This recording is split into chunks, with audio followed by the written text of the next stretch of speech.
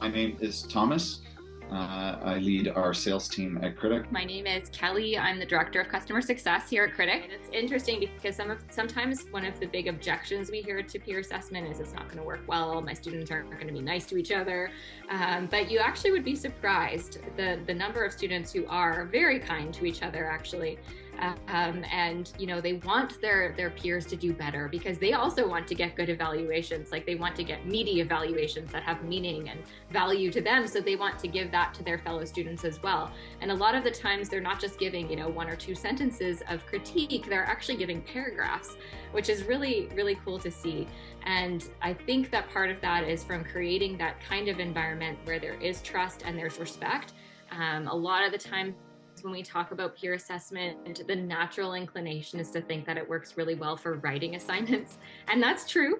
But something like peer assessment can work for pretty much any type of assignment. And Learning by teaching increases engagement, and that increased engagement leads to continued enrollment. And so if I'm scratching the right itch for each student, if I'm finding that I am able to engage with each student a little bit differently to match their style of learning, I should see increased engagement, and those students will then stick around.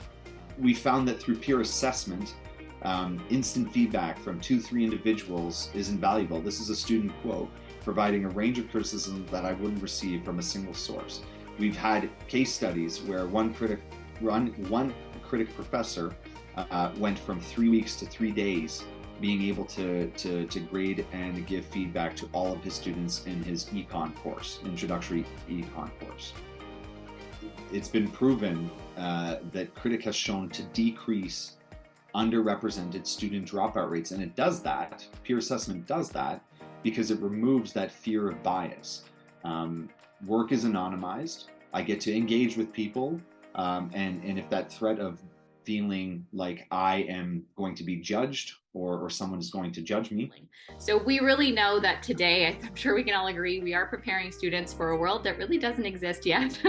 And so the kind of idea of soft skills, emotional intelligence, all of these kinds of things are becoming much more relevant and much more important than just learning course concepts in and of themselves. So learning, of course material and mastery of course concepts is really important still, but we're learning that it can be done in different ways than just the traditional quizzes and exams and kind of more summative assessments. So that's kind of what peer assessment is all about. So professors in turn are able to focus more on mentoring and coaching. So we're talking about really a shift in the mindset, a shift in the role of the professor from being this traditional authoritarian figure where you are just lecturing at the front of the class and then correcting papers or grading exams to really being able to step into that role of being a mentor and a coach to your students. You're kind of being able to guide them as they go through the process, to teach them what a good evaluation looks like, what a bad evaluation looks like.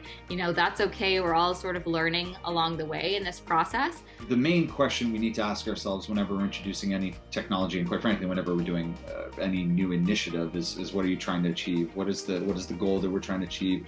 What problem are we looking to solve? Product features and functions are important, but it's not the only thing. We mentioned implementation plans. We mentioned training and onboarding. Train the trainer versus vendor-led. I don't think there's a one-size-fits-all option here. Work with your teams and leverage the internal tools that you have or the vendor tools that they have. And just a quick note on soft skill development. Just as a statistic, a recent study found that 99.2% of employers think that proficient critical thinking skills are essential, while only about 56% of graduates are proficient upon graduation.